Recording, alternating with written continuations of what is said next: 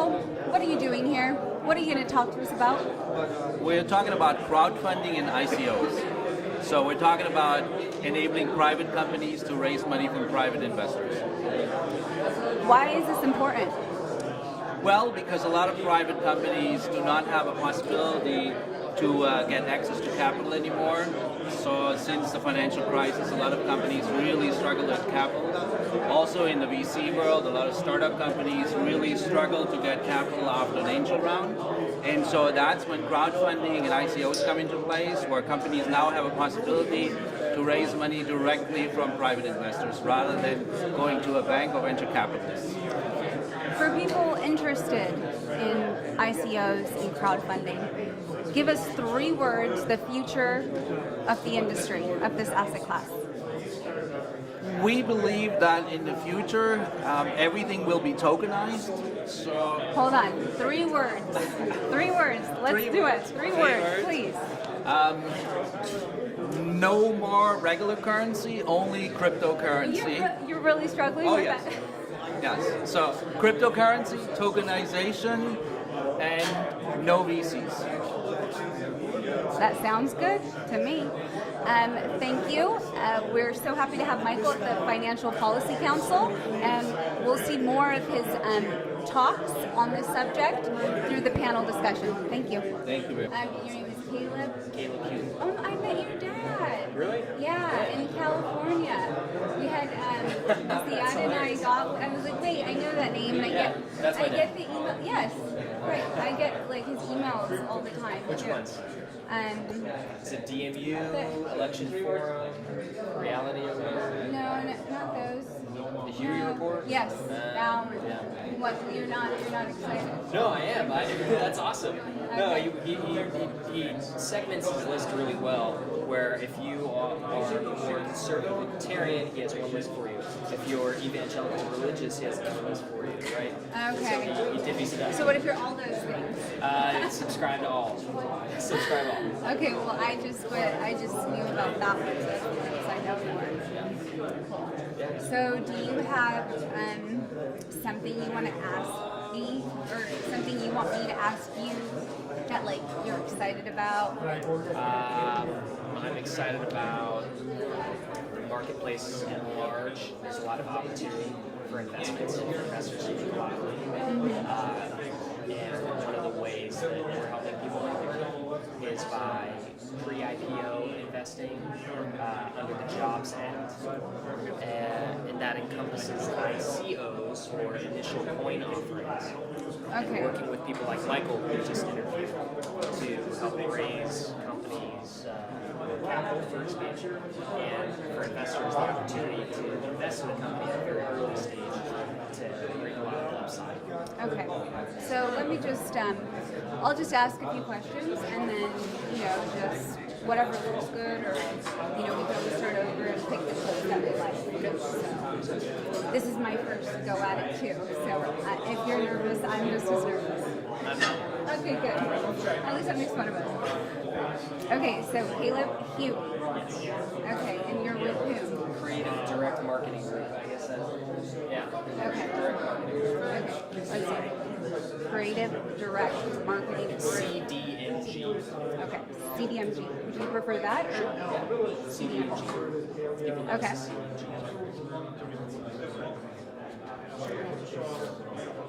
Hello, we're here at the Power Summit with Financial Policy Council. It's the first event of the year. We're talking about crowdfunding and ICOs. We have Caleb Huey here today, and he's going to tell us a little bit about the industry, where it's headed, and what's the best moves we could make. Okay. I'd like to start by asking you, where do you see the marketplace going? What are you most excited about? The investor marketplace has a lot of opportunity for growth right now.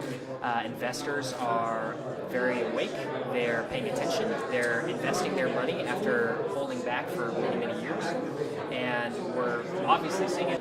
We have Caleb Huey here today. He's one of our panelists. He's going to be talking about crowdfunding and ICOs. I'd like to start by asking you, what are you most excited about in this industry?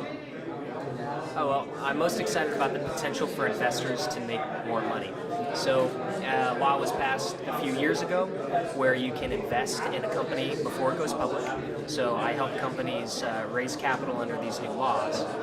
It's good for the investor because they get to participate in all of the upside of a company by investing in an early stage. The SEC has recently designated all ICOs, or initial coin offerings, as actual securities. So this now falls under the same exemptions that I operate under, where I can advertise an ICO to investors, and if they like the idea, if they like the use of that new coin, then they can put their money towards that. They can reap the kind of returns that we saw last year for things like Ripple, which multi-1,000% increases.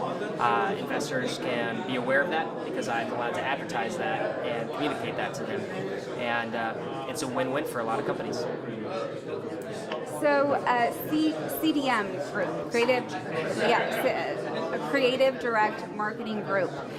Is this what the company does? Is this an aspect of what it does? Tell us a little bit about the company and how you started doing this, because to many people, it's a new concept.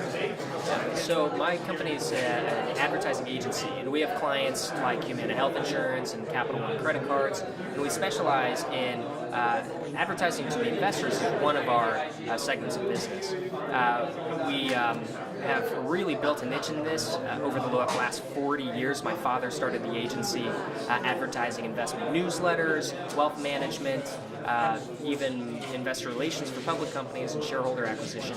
So we have a long history of advertising and messaging to the investor, and now we can go a step further, directly advertising an investment offer to the investor in a much more clear, direct, and concise way. That's really exciting. Thank you so much for your time. We look forward to hearing the rest of your discussion. Thank you. Thank you. Sorry. This guy is a candidate, he's a sport player. This is the first time that we see him. Then we say something. So, Yes, definitely.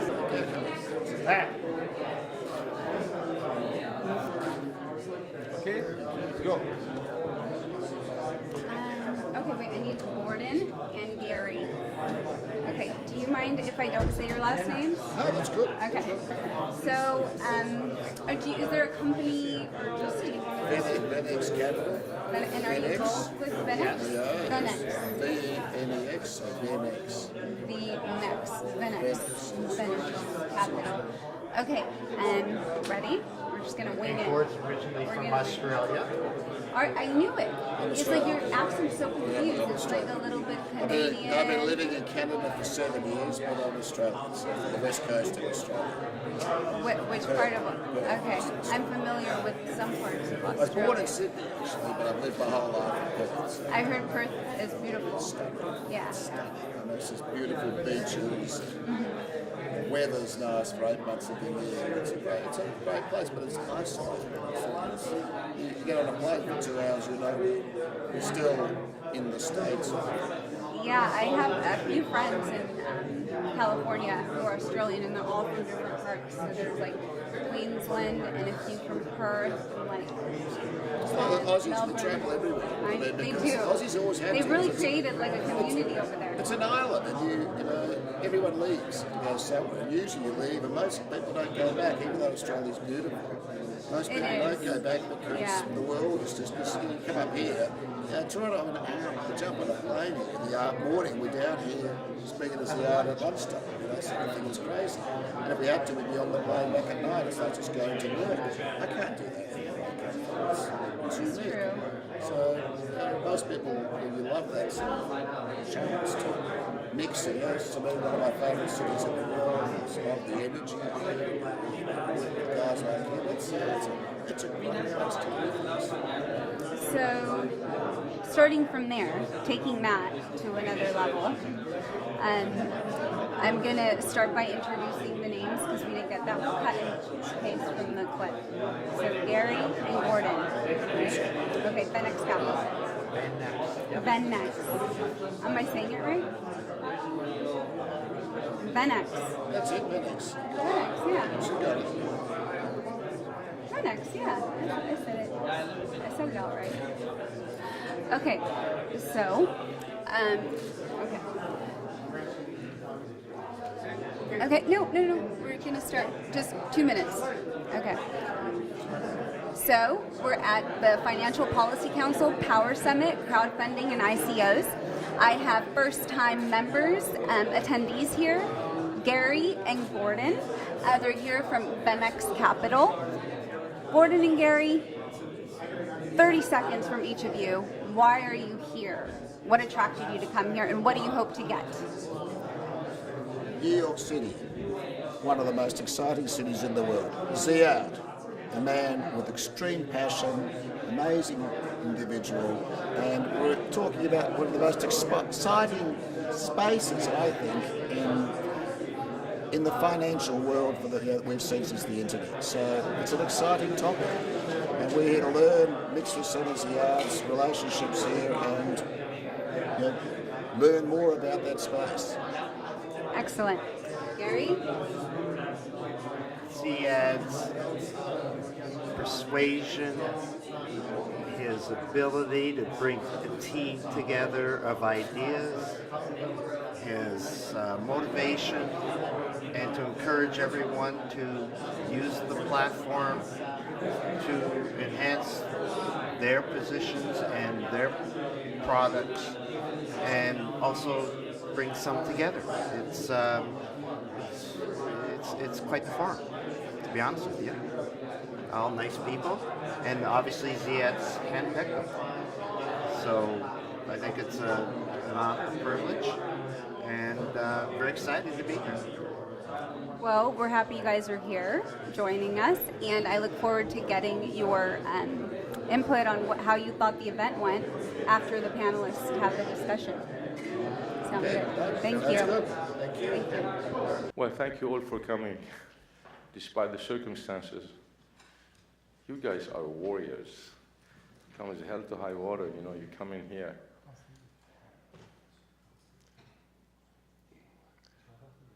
Maybe there is something. Next event, you're all coming for free. You deserve it. So welcome, folks, to our first event of the year. Really great to have you all in here. My name is Ziad Abdelnour. I'm President and CEO of Blackhawk Partners, and I'm founder and chairman of the Financial Policy Council. For the newcomers here, let me tell you a bit about the council. We've been in business since July 2010, so we're going into our 8th year. We have 22 sponsors, corporate sponsors, and the list is only growing. We have held around 42 events, about every single asset class you can imagine. And we have around 200,000 to 300,000 active followers on social media, and around 10,000 to 15,000 visitors a day. So we're getting there. We're getting there. What's the message, really? Who are we? Why do we do these things? We're here to find solutions, basically. Solutions to problems around us. Mostly issues that affect your pocket. We're not talking about immigration, foreign policy, or anything like that. We're here trying to build a group of very well-educated people who understand the wealth creation process and who, in due time, will all become millionaires and billionaires. We want to create an army of millionaires and billionaires. And to be able to do that, you have to be very well educated and differentiate the wheat from the chaff, from all the bullshit out there. And there's a lot of it, and fake news. We're looking to gather independent-minded people, very opinionated people, backed by real facts, and having them network together and make money. There's nothing more lethal than being educated and having money and creating wealth. Nothing can stop you once you get there. Just to give you an example, if you look at the last presidential elections, they were backed only by 128 families, PACs, and families who basically made or raised all the millions for all the presidential elections. So think about it, if we can gather a group of 5,000, 10,000 people like that, how dangerous you become. You've got to be relevant. If not, nobody cares what you say or what you do. I'm really happy you guys came in here despite the circumstances. You're true warriors. You want to learn, you want to network, and you're all eager to make a lot of money and create wealth. And it shows by your presence here. I like people who are very intense, who are very competitive, who want to make a difference, who want to kick ass. And that's what we're here for, to make an impact. Enough talking and crap and non-profit. They talk about, theories. There's a specific group of people that matters to us. And these are the people that matter in life. And I want you to remember this for a long time.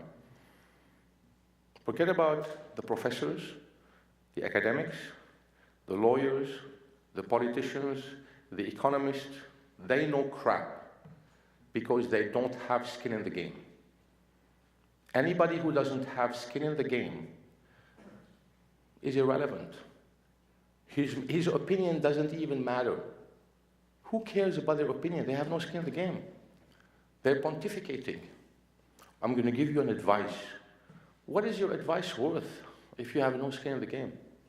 If you're not taking risk, if you're not a risk taker? Unfortunately, here in this country, we have lost this edge. I think it's coming back again under the Trump leadership. But we've lost this edge. I'll tell you, when I came to this country a number of years ago, the sky was the limit. You could do anything you want. You could dream anything you want. Wall Street was different.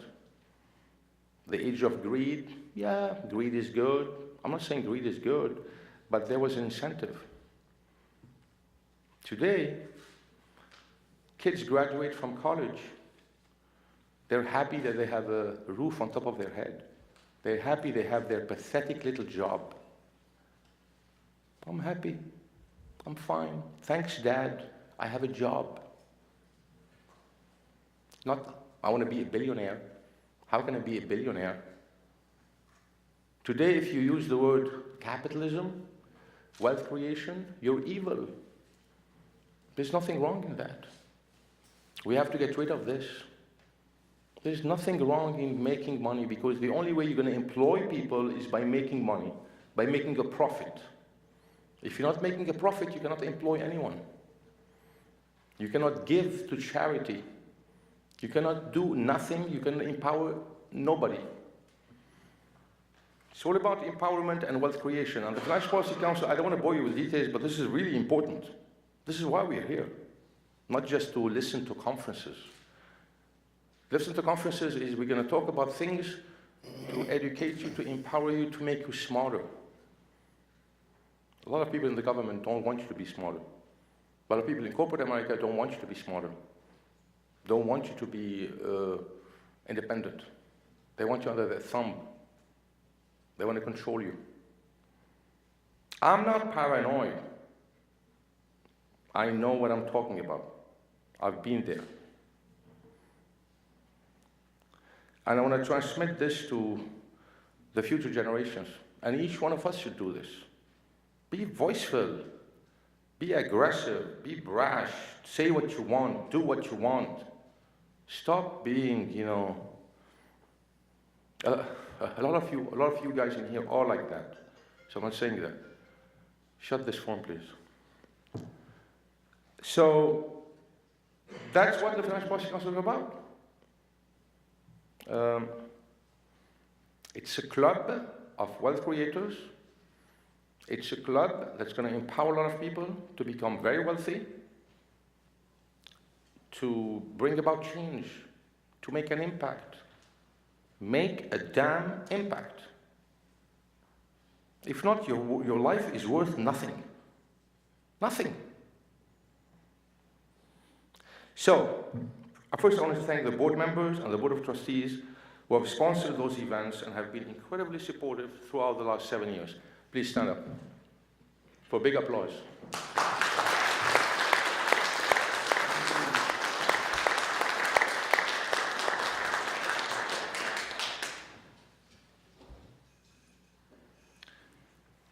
Second, I'd like to thank our 24 sponsors. I'm not going to name all of them, who have been very supportive throughout the years, and I really would appreciate your support on that. We've grown by leaps and bounds. We need your support. This dollar is much better spent than spending than bankrolling a congressman or a senator who has no skin in the game, who's going to pontificate for you and deliver squat. We will make a difference. I would like to thank CFMG, Finfora, FinTech Solutions, and Papaladin for sponsoring this great event. Thank you very much, Michael and Philip.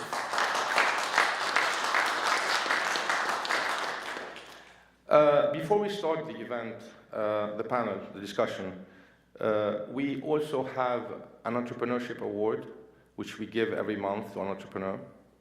We love entrepreneurs. We love people who skin the game. We love risk takers. For this month, it goes to Alexander Lopatin, a friend of mine, who unfortunately couldn't make it here. He's in Miami. You know, the planes were canceled, like a lot of you guys in here. So I'd like to have Michael Mildenberg, who also lives in Miami and is a friend of Alex, maybe say a couple of things for the award he's getting. Thank you. Thanks very much, Sid.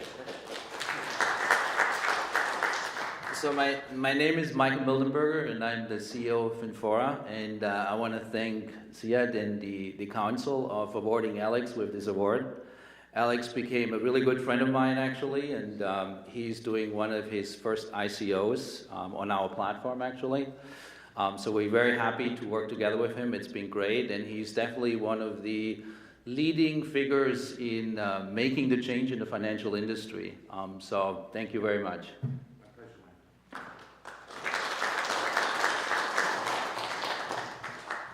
Truly impressive guy, Alex. I'm sure you'll meet him at one of our upcoming events. He speaks 5 languages, Russian, French, Spanish, whatever. Built a business from scratch. He's going to be a leading figure in the fintech space, along with Michael. Birds of the same feather flock together. We'll share. All right. Okay, we had a third panelist here, Craig Huey, who's Caleb's father. Unfortunately, he could not make it, not because he missed his plane, he's a planner for that, but because he had a personal tragedy in the family. I don't want to go into details, it's very moving. That's the only reason he couldn't make it. Maybe Caleb, you can say a word or two on that on behalf of your father. Sure. My father couldn't make it here tonight. We did have a personal tragedy. My brother was robbed, and he was shot 7 times on, what was that, Tuesday night. So my dad would have loved to be here. He is the founding entrepreneur of Creative Direct Marketing Group. He's built billionaires and millionaires for 40 years with our company, and I'm following in his footsteps. I've worked for him for now 10 years, and I'm excited about what we do. We get to make people's dreams come true by, today we're going to speak about how we raise capital for entrepreneurs and companies and expand people's businesses and dreams. Thank you so much. Mm-hmm.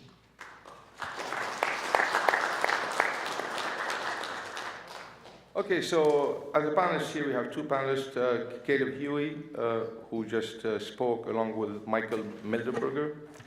So without further delays, let me tell you how this works here.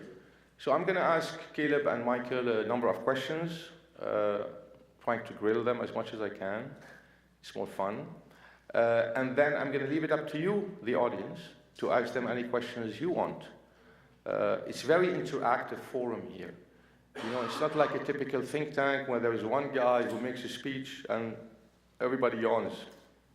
No, it's very interactive. So you're going to be able to ask them the questions you want after I'm done with them. So those sitting on this side of the aisle would ask the question on this mic over here, and those on that side of the aisle would ask the questions here. And we'll try to wrap up all by 8:30, which is exactly in 1 hour. So, first question I have for both of you gentlemen, and any one of you can answer the question. What is really crowdfunding and what's an ICO? And please try to make it very simple because I have a lot of questions they have to, without going into the...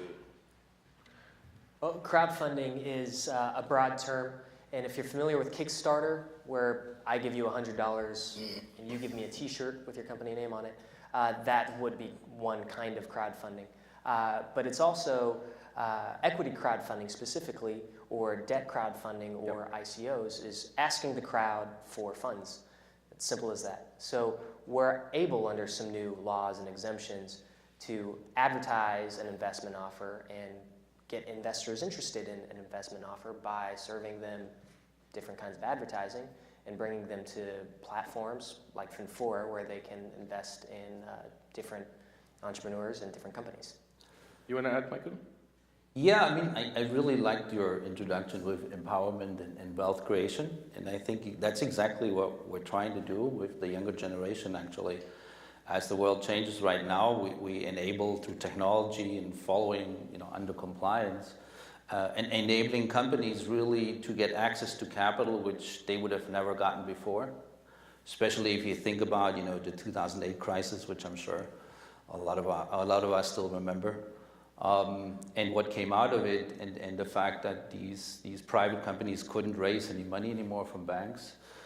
Startups have a harder and harder time to get money in there, especially for their Series A rounds. So, you can get angel money, but then going from angel to like a Series B is a very difficult undertaking. Because a lot of VC organizations which were focused on Series A now have so much money actually in their pockets that they say, why should I do a $2 million deal if I can do a $10 million deal?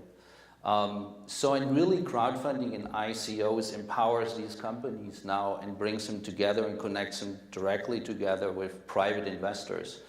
And it also actually empowers now investors. So people which, don't have like necessarily an accredited investment status. It also enables now what's called non-accredited investors. So people which do not make over $200,000 or not $1 million worth, they are actually able to log on to platforms like ours and participate in these deal flow, which was very exclusive before, and create wealth this way as well too. And so I really like that picture of empowerment and wealth, because that's really what we're talking about. Perfect. Thank you, Michael. So what kind of companies should consider or watch out when raising money through crowdfunding or ICOs? Well, we've advertised offerings in debt and equity, and now we're moving into a lot of ICOs because of the marketplace. So the first deals that we were able to advertise to investors for my firm were debt deals. And we were able to raise $10 million for the first client that we had under Regulation D 506C. We sent out direct mail pieces, and we advertised digitally to accredited investors and got them excited and interested. This is right after the financial collapse. So the real estate market had tanked. They put together this real estate fund to buy up a lot of assets. They were able to easily then generate $10 million into this fund through this advertising offer that showed a great potential return for the investors. It got them excited. And then we began getting equity offerings for tech companies, for products that wanted to expand, and now the ICO. So it really is for any company that's looking to raise capital for expansion, whether it's debt, equity, or now tokens. Mm-hmm. Yeah, and I mean, there's like, if you look at, the field of, 99% of all the companies in the United States are, small and medium-sized businesses, including the startups, obviously.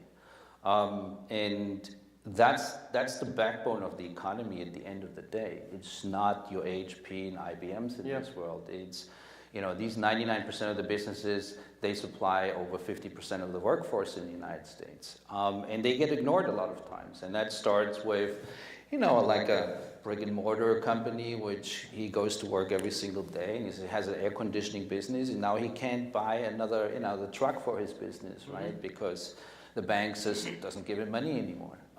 Now he has a possibility to raise, to go on a platform like that and raise raise the $100,000 for his new truck as a loan from 500 different investors, for example, right?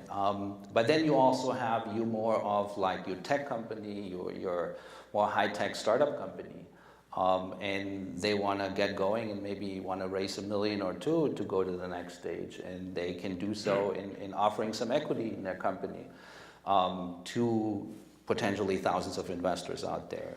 And then you have the new category of ICOs, which really came from the idea that there's a new technology called blockchain, and you had companies in this ecosystem of blockchain which which had a really good idea of how to change the world and introducing something new based on blockchain technology, and they would write up, and it really started with them writing up an idea on a white paper, without really having a lot of times an actual team together.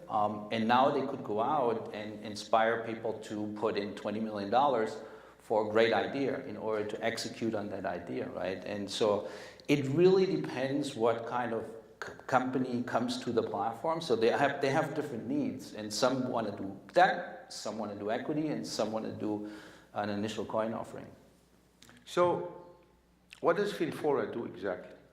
So we provide the technology and all the compliance which is necessary in order to do fundraising either through debt or equity or an ICO. So we have a product or a solution which is called Series 1. So you can log on series1.com. And as a business, you can actually list yourself there. You can market to the investors. And you can transact right there. So an investor can come and they can actually, if they like what they see, and there's a due diligence room and all the information is available, and then they can directly invest into that deal. So literally you can come, log on to the platform as an investor, and 10 minutes later you're a shareholder of that company. And then we work together. So there's 3 real pieces here, which is technology, compliance, which is really important. As you probably open up the paper every single day and you see SEC and subpoenas and ICOs and all these words, right? So that's becoming a bigger topic. So you have technology, you have compliance, and you need marketing. And we don't market the deal actually. So we work together with Caleb and his organization to actually, where he takes that deal and he actually has all the tools in order to market it to accredited or non-accredited investors. Yeah. Caleb, what type of marketing advertising do you usually do for investors? Specifically, I know marketing advertising is a very broad term. So our company, we have an agency called Creative Direct Marketing Group. We have a small staff. We're about 20 people. We have account executives, copywriters, media buyers on staff. We specialize in direct response marketing versus image advertising. Image advertising would be branding. It would create a feeling for you. Our advertising is direct to the consumer. It highlights the benefit. It has a call to action. And we're targeting audiences, niche audiences. And in this case, when we target an investor, we work with a lot of big data companies to find the right kind of information about that investor, to find what they're interested in, how they respond to things. Do they respond to things via Facebook ads, or do they respond to things via direct mail, or do they respond to TV commercials? And then we put together those different media, and then we target the people that are inclined to respond that way. So once you get somebody to click on, let's say, a Facebook ad, we would then send them to a platform like Finfora's, where they can invest in that company. So we create all of the advertising, we do all of the targeting, so we write all of the ads themselves, and we figure out how to target the right individuals, and then we would send them, in this case, to Finfora. Yeah, I mean, I always compare it to we know Uber and we know Airbnb and these organizations, and they wouldn't exist if we wouldn't have this, right? Yeah.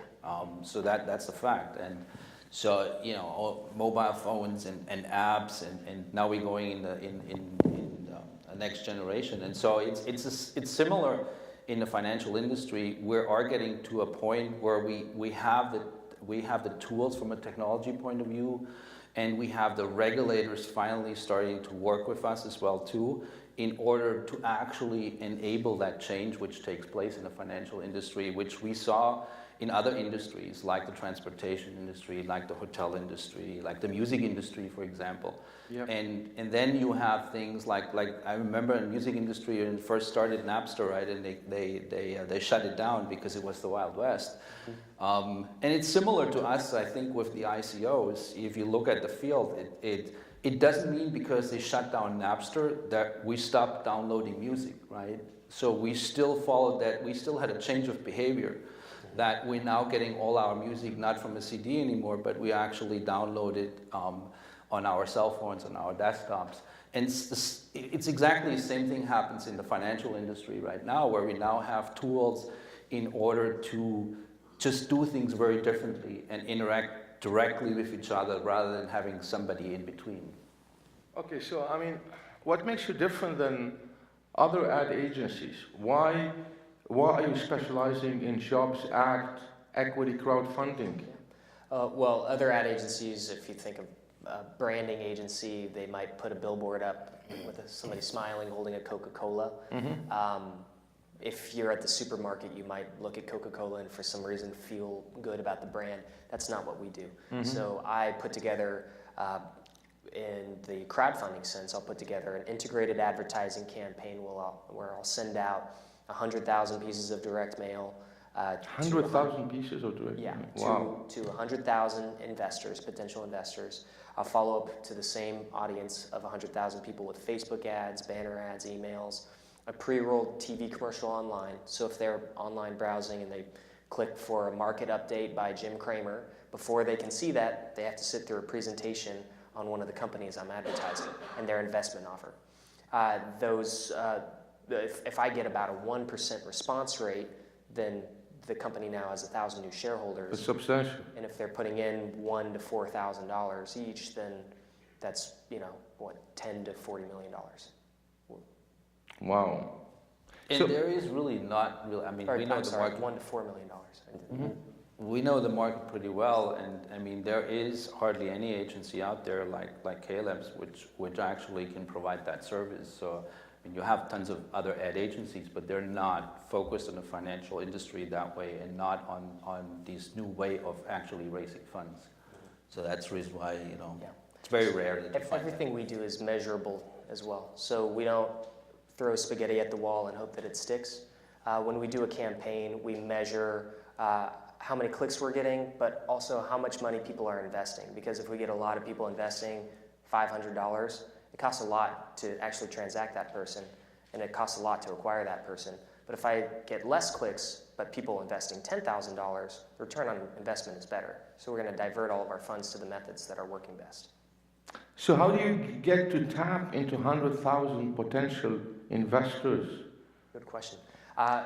Traditionally, if you're familiar with direct response, it's all list-based. So you would source a list of investors or people that are interested in investments. You might buy a list from an investment publication like The Motley Fool or Jim Cramer's public subscription service, realmoney.com.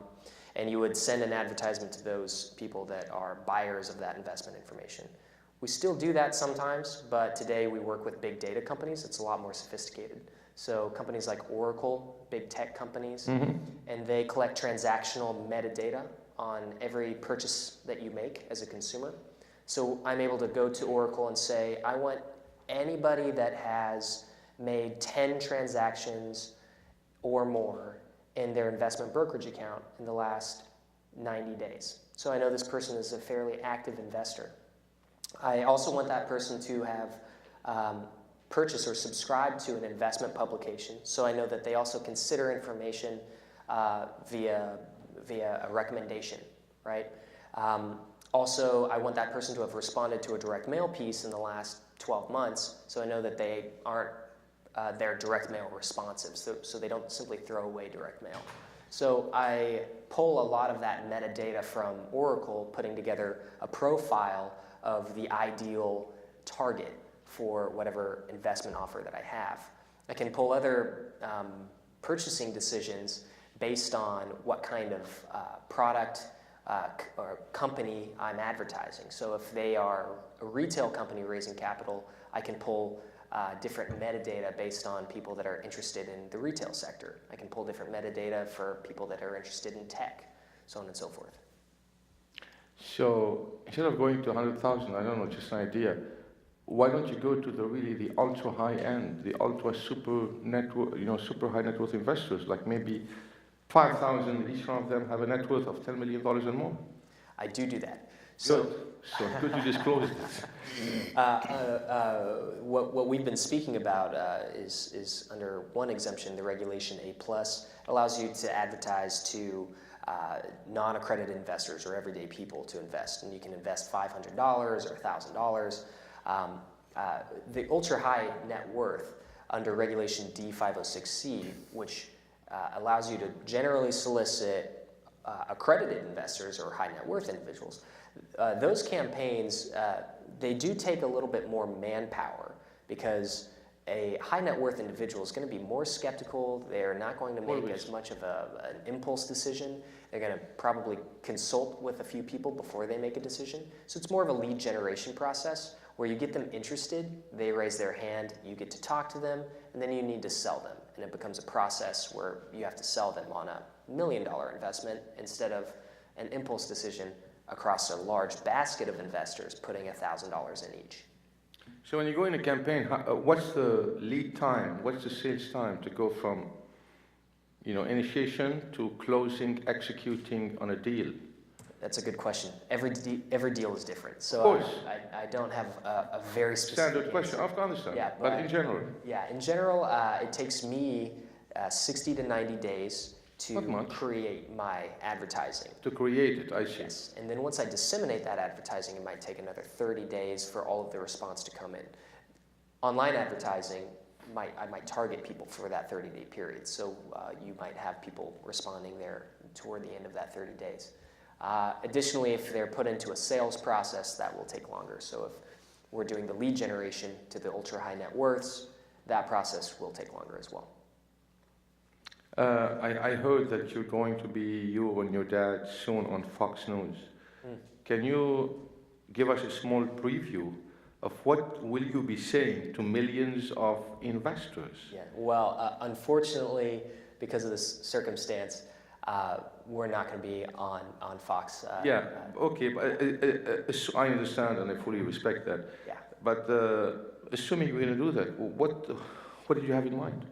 Well, the folks at Fox News, we're friends with some of them. Charles Payne is a friend and former client of ours. My father's been on Varney many times. Maria has a show where she actually has focused on the Jobs Act a few times and highlighted She's that. the expert on that in Fox News, yes. So we were going to do something similar here where we were actually going to explain how you can invest in these pre-IPO and these ICO opportunities before these companies go public, and how you can reap the upside potential of all of these deals that are coming out into the marketplace. So we were going to have that opportunity. But I have very good news on the tragedy. My brother is recovering. He's survived, and awesome. You should have said this from the beginning. 7 bullets, and oh my he's God. like Superman. 9 lives. I love it. He's on the road to recovery. That's great, yeah. So you guys work very closely together, ICO crowdfunding. How do you really interact? I mean, how do you make the maximum impact together with an investor you have identified, or a group of investors? Yeah, I mean, where people don't realize, so I mean, it goes back like to the good old times when we first had e-commerce popping up. Yep. And just because somebody puts a .com page doesn't mean that now you can sell your product. Right?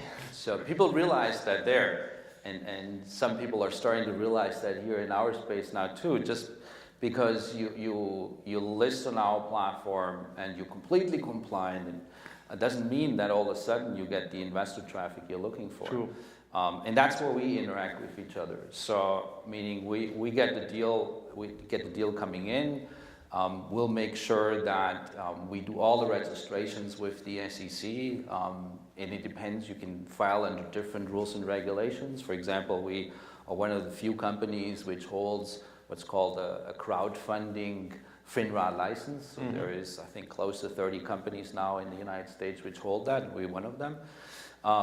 And so once that's all done, then they're ready to be listed, and we make sure they have all the materials and their placement memorandums and all these things. That's when then Caleb's work really starts, right? So then we say, okay, we are about to go live, and then Caleb can take that information and then he can put the right package together depending on what kind of investor community you actually want to target. Is it accredited investors? Is it only going to be US? Is it going to be outside the US as well too? Do you want to include non-accredited investors? So, all these questions you have to have answers, and as Caleb said, that's when you have to make sure that you also target the right audience in order to get the right investors into your deal. Wow, very labor intensive. I'm sorry? Labor intensive. It is labor intensive. Very labor intensive. But we handle all of it from start to finish. So our process actually, when we work with a client, we sit down and we have a creative session and we brainstorm and we ask probing questions of the client. We draw out the information that we think that is going to be attractive to the investment audience. And then we put together all of that creative and the copy, the words for the advertising. And we submit it, and once they do approve it, we go live. Everything's vetted by an attorney, of course, so we're not making bombastic promises and whatnot, but we do handle everything from start to finish. Usually our clients are in the creative brainstorming session, and then they approve copy, and that's it. So. Yeah, and then there is, people have to realize too that, for example, under the CF, so crowdfunding, when you actually target non-accredited investors, the good news is now under these rules and regulations, you can take a deal and you can publicly solicit non-accredited investors as well too. But in doing so, you still have to, what people don't realize, you still have to follow certain rules and regulations in advertising to non-accredited investors. So you couldn't just go out and say, I'm going to do a banner ad and I'm saying I'm the greatest company in the world, and if you invest in me, you're going to make 1,000% profits in 2 weeks. So that's not possible, right? So you have to do what's called tombstone marketing. Pretty much have communicate. A tombstone is pretty much like a snapshot of the deal, which says, hey, I'm this company, this is what I'm doing, and I'm raising X amount of money, and these are the deal terms. If you're interested, if you want to invest, then click here, and then from that point on, they would come onto our platform where we are fully regulated, right? So the investor can only then transact on a regulated platform, which has to have a license for that as well too. And so that's what a lot of people don't realize. And so, but you could theoretically now, what's great about it is you could theoretically as a business, you could put a flyer in your entrance, or you can do a very sophisticated social media campaign. That's all possible, which was not possible before. Love it. Love your story. I have one client that is I won't reveal who they are, but they're a large conservative media group, and they have a very, very robust list of followers and people that have paid for different products and services, including information services. That list, that database that they have is a golden mine, because everybody that has bought something from them knows their brand. They are ideologically aligned with them. They're they're fans. They're fans of this company. Love it. And now I can take that list and I can begin soliciting that list with these new investment offers. So database marketing, if a company already has a database to raise capital, can be huge. That's more than database marketing, that's intelligence gathering. Yeah. Once your goals are aligned politically and doing these kind of things, that Yeah. much more impactful. Okay, listen, I mean, you have won 84 awards. How the hell did you do this? That I would mean, and what for? I mean, this is very impressive.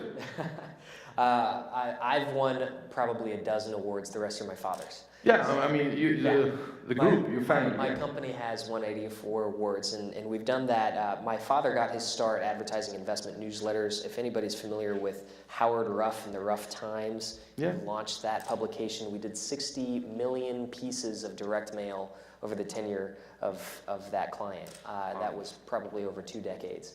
We helped launch the Motley Fool. We helped launch TheStreet.com's premium service with Jim Cramer.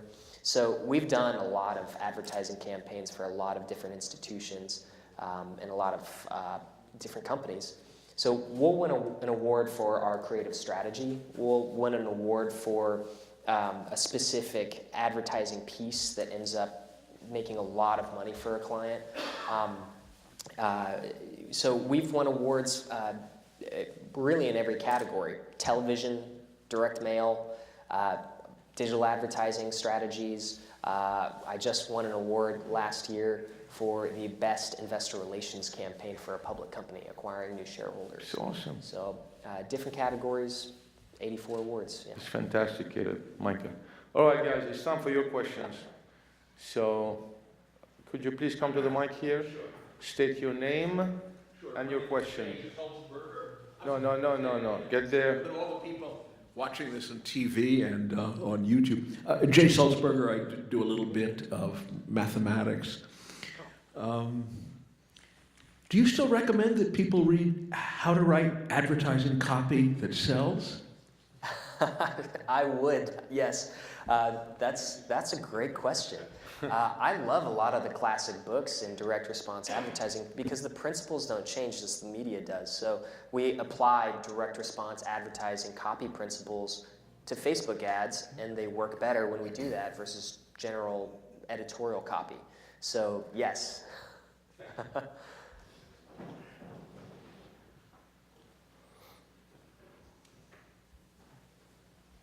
Hi, my name is Barry Monet. A lot of good stuff, and I'm involved in a project right now with a partner here who are entering the space. And I have 2 questions for you. Number one, obviously you fill the important roles of marketing as well as the broker-dealer and the platform. What about compliance? What are you doing on that aspect? Do you partner with a law firm, or do you have somebody specific, or are you actually doing that? Yeah, no, in our case, we're actually doing it, yeah. Really? So, yeah. So we doing the compliance in-house. We have a broker-dealer license. We communicate with FINRA all the time. So when a deal comes in, we are actually the ones which register them under certain exemption, depending on what investors they want to solicit, actually, right? Non-accredited investors versus accredited and so on.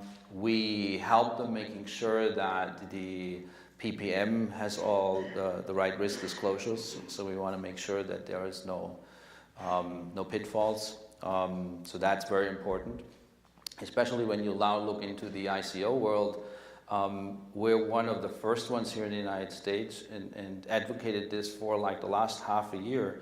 Just because you think you can do an ICO does not mean that you can ignore the regulators.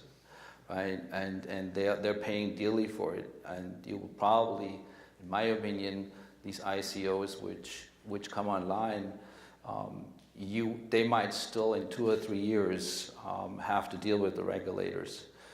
So our advice is, if you want to raise money through an ICO, also do it in a compliant way. So come to us, and we can take care of the compliance. It's not rocket science, So. You can register it just like any other private race. One other question concerning that. With the SEC, so they're not very fond of ICOs these days, or even using an equity type offering. So I understand they really would possibly more be in favor of a debt type product. So what's your feeling on that? In terms of, it depends on the company, of course, but it seems that the debt products are getting through easier through the SEC than ICOs and equity. Well, I don't think there's a difference in terms of getting it through the SEC. I think there's not really a difference between debt and ICO. People just need to understand that they have to follow a certain process, right? And the process is pretty much the same for a debt offering than it is for an ICO offering. And so why wouldn't you follow it, right? So for example, if you do an ICO and you have a white paper, you need to now, if you want to do it according to the rules and regulations, you take that white paper, you embed it in a PPM, you disclose the risks, because you're selling eventually, you're advertising your deal to investors, right? And there needs to be some investor protection. I mean, we saw a lot of ICOs where bad actors came in and they ran with the money, right? There was a Jesus coin, I think, and they ran with it. So, and all of a sudden, you know, there's $500 million and nobody So knows the news where it every is. day. I know every day. Some So- subpoenas, some issues of the ICOs, etc. So yeah, I mean, it's not necessary to do that, right? So you need to make, like for example, in an ICO, in a PPM, then you need to disclose that, hey, if you then have a token in your hand, right, as a result of the ICO, you might not be able to sell that token anywhere, right? Just because people think, oh, I have this token and now I can trade it, and I can trade it in markets. There is no guarantee that you can do that, and you need to let investors know. Now, the likelihood that you're not going to be able to trade that token is very low, but there is a chance that you cannot do it, and so you need to disclose that risk. And so it's just an example, right? So there are specific risks attached which you need to disclose with a debt deal, also with an ICO deal, and you just need to know that, and you just need to follow it, and that's what we do.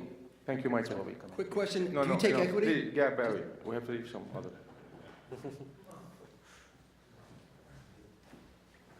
Yeah, I also have a two-part question. Thank you for all this great stuff.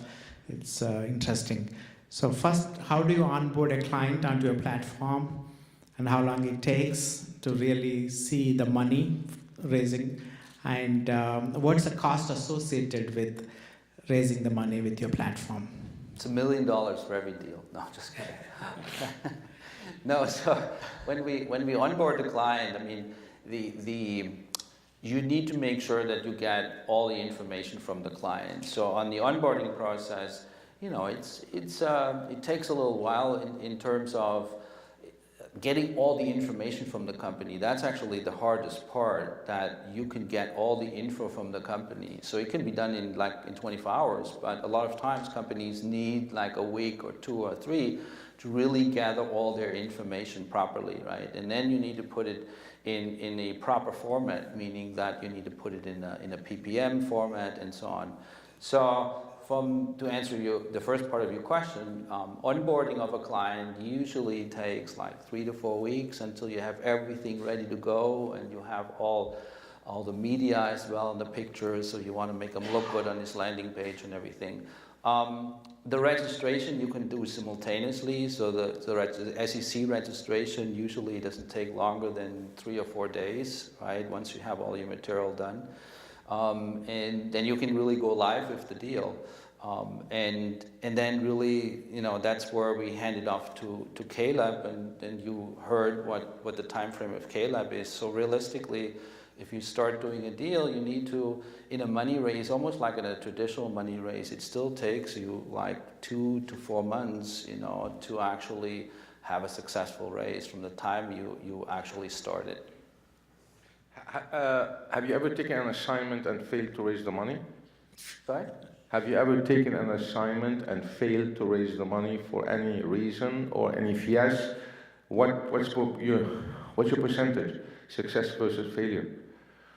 Yeah, I mean, we had a couple cases, yeah, where they hadn't been able to conclude the raise, and I think it's really the awareness that people have to be aware. You need to have a professional marketing person taking your deal and marketing it to the right investor community. So it was, Yeah, but what's the main reason why you cannot raise money for an assignment if that is the case? Usually it's from management, or lack of marketing, or lack of what exactly in general? No, I don't think the deals which failed on the platform were not because there was anything wrong with the deal itself. It was just that they were not willing to invest in the awareness of really investing in the marketing in order to drive investors into the deal. So it's the old, like I said, it's the old thing. Just because I have a .com page doesn't mean I'm successful. I could have the greatest business in the world if nobody knows about it, you know. Okay. Yeah, my previous question was, how do you charge the client? Oh, how do we charge the client? Yeah, so it's usually, we usually charge an onboarding fee, and then we take a certain portion of, a certain percentage of the actual money which is raised on the platform. Okay. Go ahead, Mike. Gentlemen, thank you for your introduction. Your presentation is very informative. The question I have is very simply, who makes the call for the differentiation between either debt, equity, or a T-shirt when you're talking about a crowdfunding endeavor? And then what products qualify the most for it, what qualify the least, and how do you then sort that all out with regard to debt, equity, or T-shirt? Yeah, I mean, we have internally a team which takes a look at these deals. So we come out from the broker-dealer world, and so we go in there and we look at, you know, the basic criteria, management team, possibility, like do they have a viable product or not, these type of things. And then we make a decision, and then we look and give a recommendation of, hey, you should maybe organize your raise as a loan versus an equity, or, you know, try an ICO. So that's the internal team makes that decision. So we consulting the client on that and give him some suggestions. And, you know, it's not like some clients we're not taking on. I mean, it's not like everybody comes to the platform automatically gets listed. So you're saying it's the flavor of your investor pool that's going to determine how that goes. Right, correct, yeah. Because if you do an ICO, then you also have automatically an international investor pool you dip into as well too. Right. So you have to have the criteria to be attractive to investors outside the US as well too, right? What are the one or two key traits you look for when backing an entrepreneur or a company? Where you say, this is it. If he doesn't have this, forget about it. On top of your head. I mean, from our... Is it more, one second, is it more the technology or the people? No, it always comes down to the people. Well, people, of course. Well, so what are the one or two key traits? Yeah, if from our perspective, it always comes down to the management team at the end of the day, yes. What are the one of the two key traits of the management team? The two other... The one or two key traits, important things are that the management team has that you say, this guy is a killer. So, number one, obviously, that he has an expertise in his field, right? Okay. That's number one. But that's kind of like a given. But of number course. two is what comes back to what you said at the beginning, that this person actually has, that they have the drive to say, hey, they want to make money with it, but at the end of the day, they always want to kind of like change the world as well. Yes, impactful. So, and that motivation, I mean, I always say, like, if you have really a really hard a very strong drive to do something, yes, and you want to change or you want to solve a certain problem, do it. And you're really motivated, you do it so good that money will automatically follow you. I love it. Absolutely. Don't do it because you think you make a lot of money. Do it because, you know. What about marketability of product or service? I mean, does that count, or does I mean, you can have a great product and a terrible entrepreneur, or can you have a great product and a crappy entrepreneur that you have to plug some management guru in there? Is that a possibility? How does that work? I've seen that many times. Okay. A great product, Sure. and they need better management, and then better management comes alongside them, and, Right. and they can bring the company to the next level. Sometimes it could be a buyout, or what. It really depends on the. So you would coach on that yourself? I would not with my company, but there are different firms that I could refer to. Thank you. You Good. can Thank you. Thank you very much. Go ahead. Hi, my name's Alan Blair. I'd like to, Ziad's question, to Caleb with regard to what percentage of clients that you take on that fail. Sure. And also, would you discuss your pricing structure? Yeah, absolutely. So we have. And if they do fail, why do you think they would? Yeah, yeah. I always tell people that we are not magicians and that the marketplace is always right. So if the marketplace has a demand for something, I can tell that story, and if they want it, they will invest in it. So I can present the story in a very appealing way, and I can write all of the best direct response copy, and I can win an award for it. But if the marketplace doesn't like it, they're not going to buy it. So we have had campaigns not be successful, but I usually speak in return ratios, dollar invested in marketing for a dollar return in investment capital. My lowest yielding was down to a 1-to-1, which is, in my opinion, a complete failure. We've had many success stories where we get $40 of investment capital for every dollar spent in marketing. And it really depends on the company and how appealing the offering is.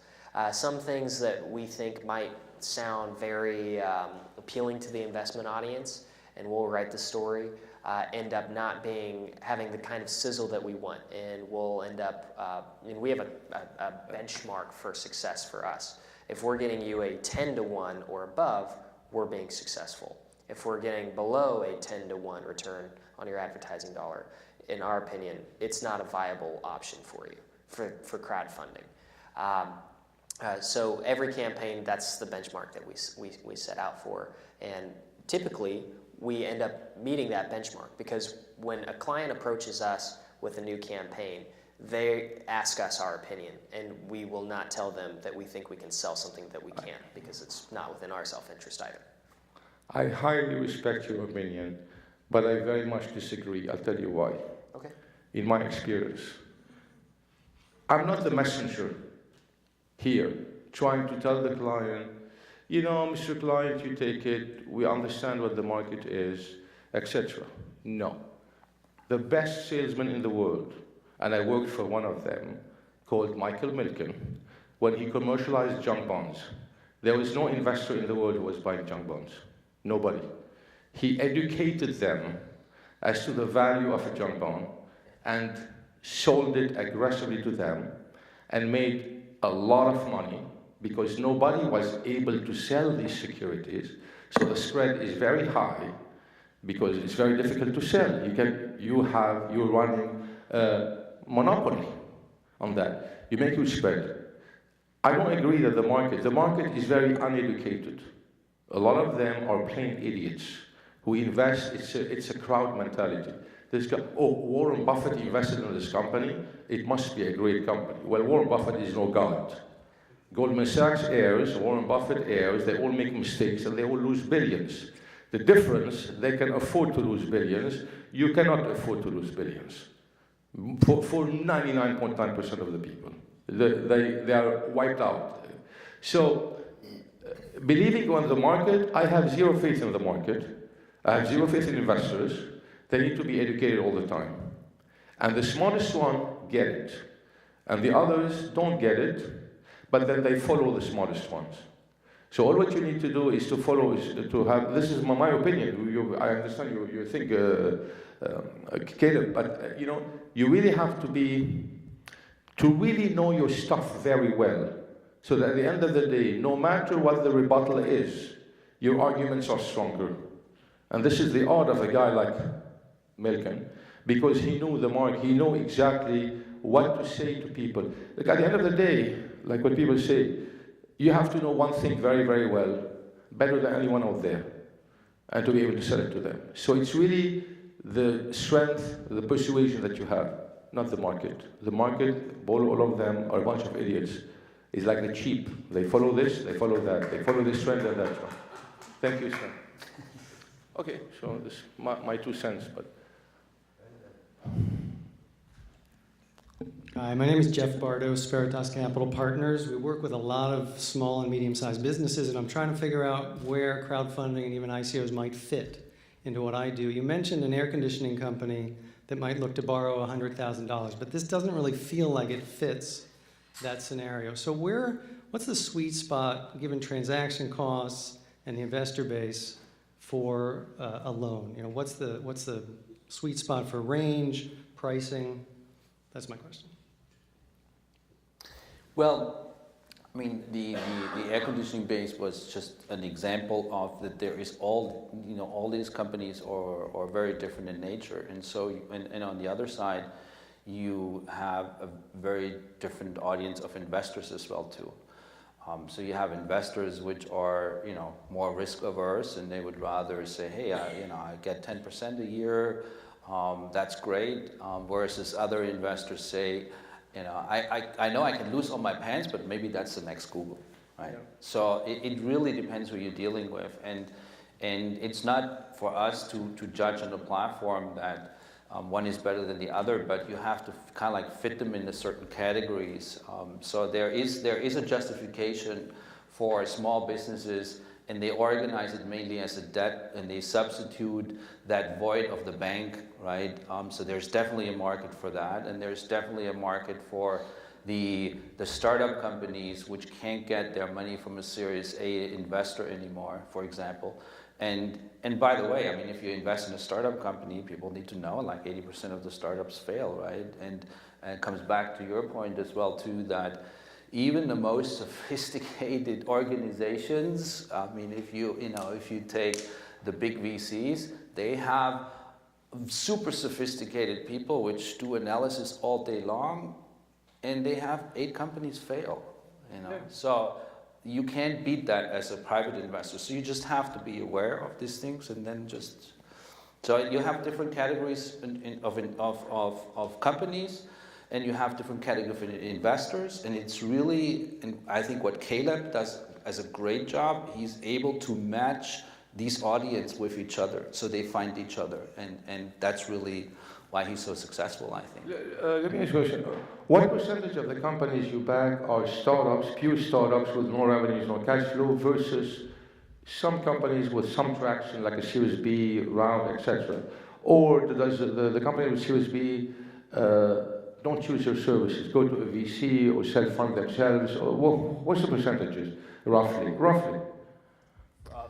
Yeah, please, Caleb. Approach me, about 80 to 85% are startups that have nothing to audit as far as financials. Get you. They are brand new. Get you. Mm-hmm. Yeah. Same with you, Michael? Yeah, same with us, especially lately.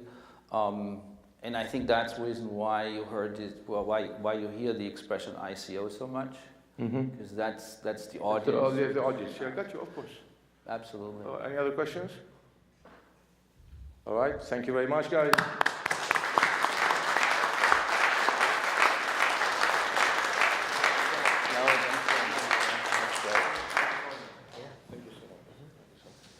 All right, our next event is April 5, mark your calendar.